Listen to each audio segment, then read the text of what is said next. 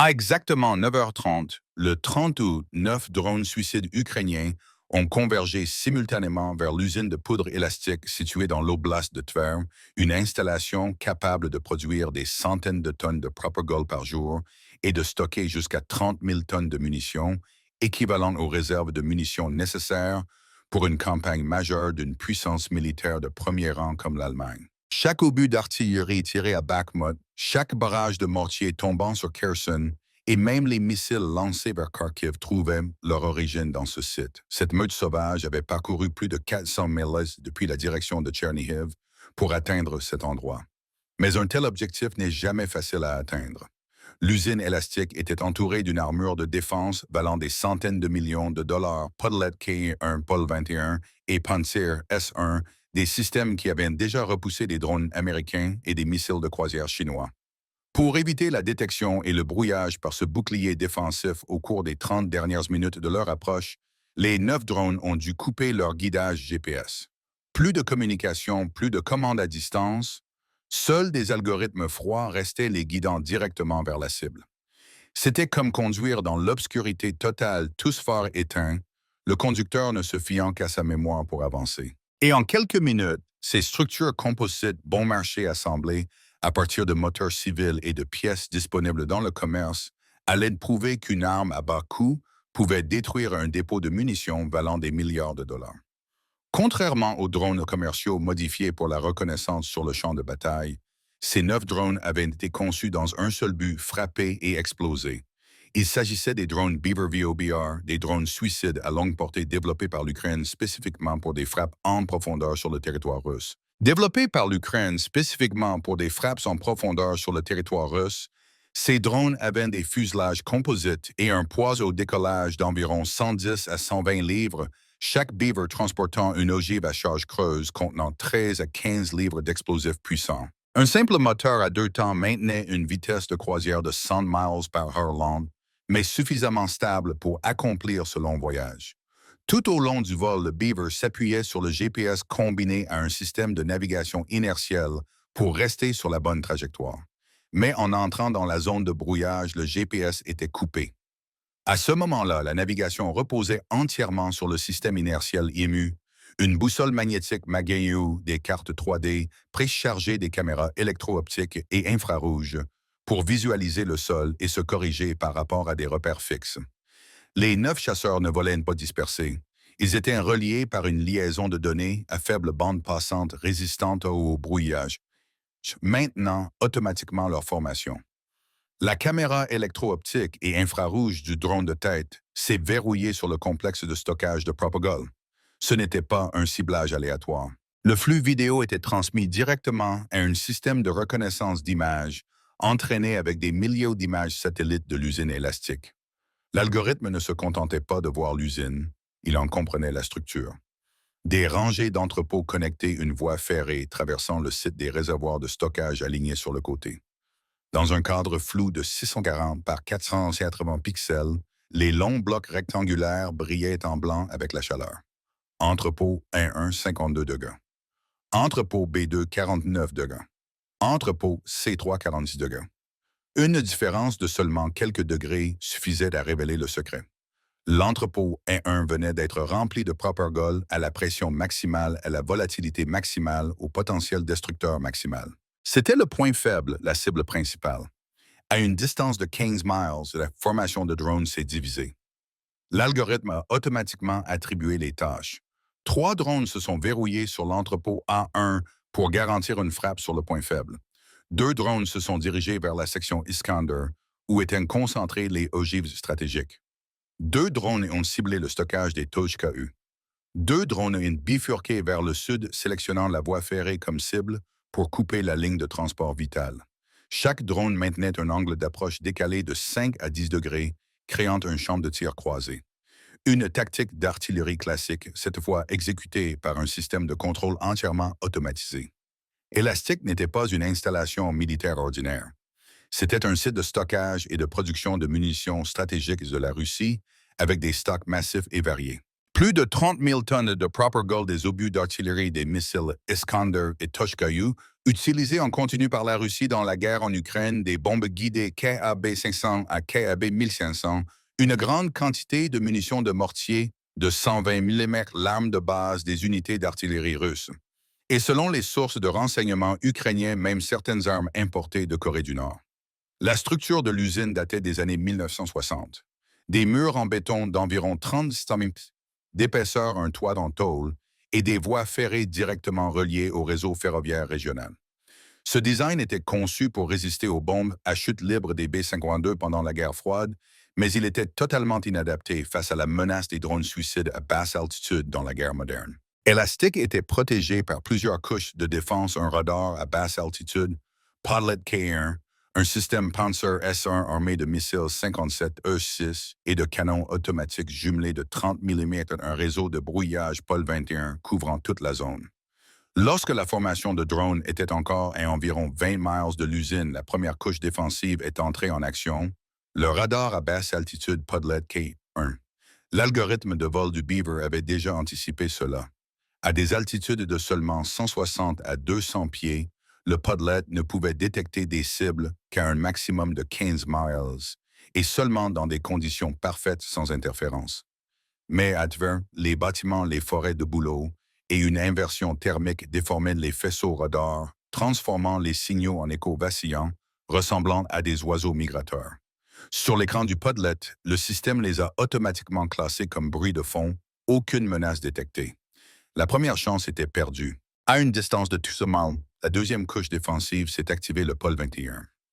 La Russie était convaincue que cette bulle électronique détournerait tout drone occidental.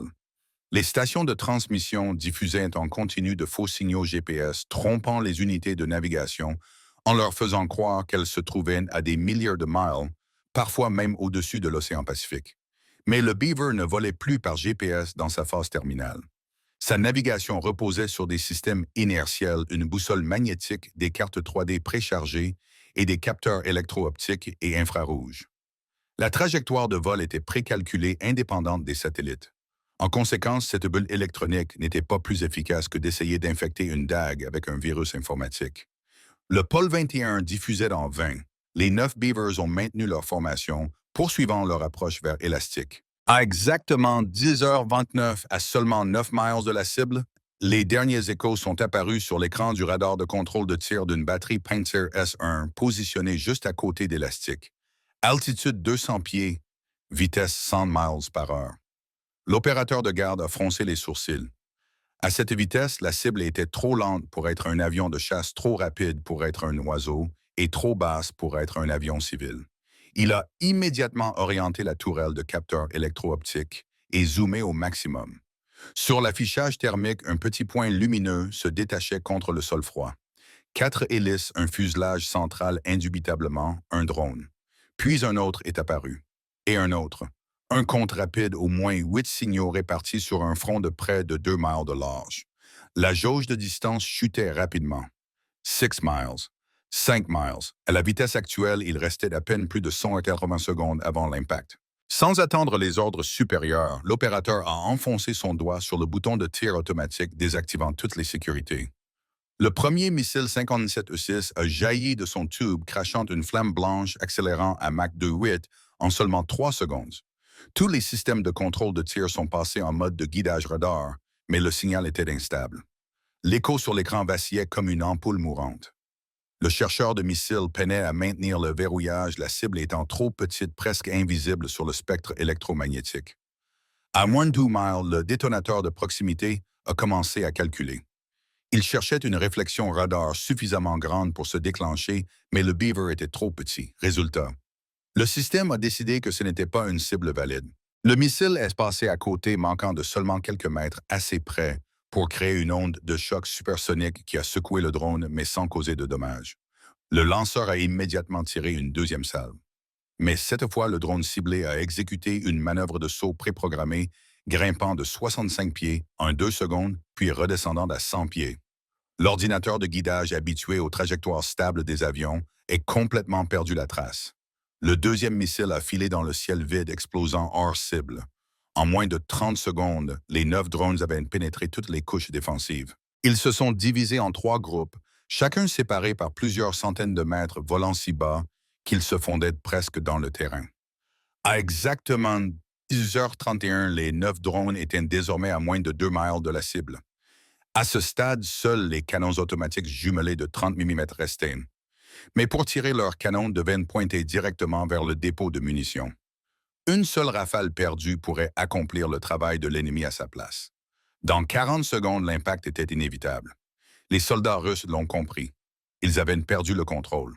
À 10h31 et 30 secondes, tous les drones sont passés simultanément en mode d'attaque finale. Les algorithmes se sont verrouillés sur les coordonnées coupant tous les canaux de liaison de données.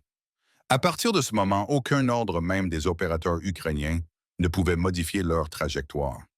Chaque drone maintenait son cap, l'altitude descendant à 200 pieds, 160 pieds, 130 pieds. Les moteurs à 2 temps hurlaient à plein régime, maintenant une vitesse stable de 100 miles par heure. Leur trajectoire était désormais des flèches déjà tirées. Il n'y avait qu'une seule destination, la cible assignée. À 10h32, les 9 drones se sont écrasés sur leur cible. Les drones 1, 2 et 3 ont plongé directement dans le toit de l'entrepôt Iskander, comme des couteaux perçant un ballon trop gonflé. Leurs ogives à charge creuse de 13 livres ont percé le toit en tôle, projetant des jets incandescents à l'intérieur. À 0,02 secondes, les détonateurs se sont déclenchés. À 0,25 secondes, la pression interne a dépassé les limites structurelles. L'onde de choc a expulsé l'air à près de 900 pieds par seconde. Tout le bloc a tremblé comme une bête frappée à la colonne vertébrale. Le toit en acier de 0,3 pouces n'était plus un toit. Il est devenu une plaque d'acier de 15 tonnes projetée dans les airs et retombant à près de 660 pieds de distance. Les murs en béton armé se sont fissurés et les rivets se sont dispersés comme de la pluie. Les poutres en acier se sont effondrées sur le sol de l'usine comme les os d'un dinosaure abattu. Les drones 4 et 5 se sont écrasés dans la zone de stockage Iskander, où étaient concentrés les ogives stratégiques de la Russie. En 0,03 secondes, leurs détonateurs ont explosé, détruisant toute la baie. L'onde de choc a cascadé à travers des dizaines de missiles Iskander empilés à l'intérieur. Les sous-détonateurs armés se sont activés, déclenchant une boule de feu massive qui s'est élevée à des centaines de pieds avec une fumée noire formant un champignon. Les drones 6 et 7 se sont verrouillés sur le dépôt Tochka-U. Ces missiles balistiques et tactiques construits depuis l'ère soviétique, longs de près de 23 pieds, étaient disposés horizontalement dans l'entrepôt à 3 bas. Les détonateurs se sont déclenchés. À peine 0,05 secondes plus tard, le premier Tochka s'est enflammé. Il n'a pas explosé seul. L'onde de choc a balayé toute la rangée, forçant les ogives suivantes à s'enflammer. Une, puis deux, puis toute la ligne. Les détonations successives ont martelé comme des coups de marteau sur un tambour de guerre. Chaque coup déchirait un missile de plusieurs tonnes. Le bloc Tochka-U est devenu une forge géante. Le métal en fusion brillait en rouge. Des éclats de plusieurs pieds de long se sont projetés, s'enfonçant profondément dans le sol comme des lances. En moins d'une minute, 2 dépôts d'armes tactiques Iskander et Tochka-U ont été anéantis. Les drones 8 et 9 ont frappé la voie ferrée, l'artère reliante élastique à toute la ligne de front russe. L'impact a projeté des étincelles. En quelques secondes, la voie ferrée stratégique d'élastique a été coupée. Aucun train ne pouvait arriver ni partir. Toute la chaîne logistique alimentant les lignes de front s'est effondrée instantanément. Le système automatique de suppression des incendies de l'usine s'est activé projetant 2600 gallons de mousse par minute. La mousse s'est déversée consumée par la chaleur en 2 minutes. Le système avait été conçu pour des petits incendies, pas pour des explosions en chaînes multiples. Depuis la caserne de pompiers locale, 2 camions-citernes de 10 tonnes ont foncé vers le site. Les jauges de rayonnement thermique ont grimpé en flèche, 50 kW par mètre, carré à 330 pieds. Les équipes ont été forcées de s'arrêter à la périphérie impuissante, alors que les thermomètres atteignaient leur maximum. À 6 à 8 km de distance, plusieurs caméras de tableau de bord ont enregistré le ciel changeant soudainement de couleur. Pas un nuage, mais un champignon de fumée. Dans les blocs d'habitation des travailleurs, les alarmes incendie ont hurlé avant de se taire.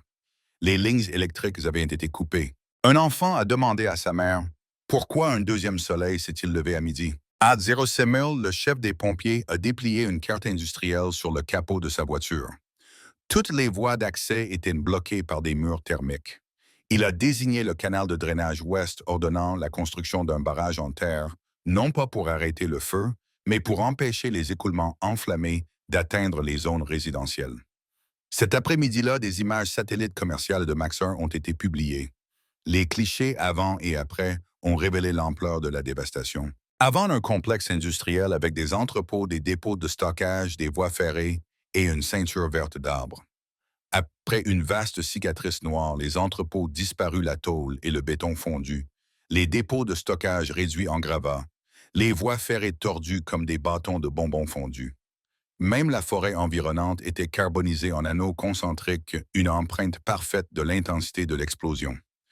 Vue d'en haut, Élastique semblait avoir été effacée par une frappe nucléaire tactique. Les sources OSINT ont estimé plus tard que l'explosion avait détruit environ 160 000 tonnes de munitions.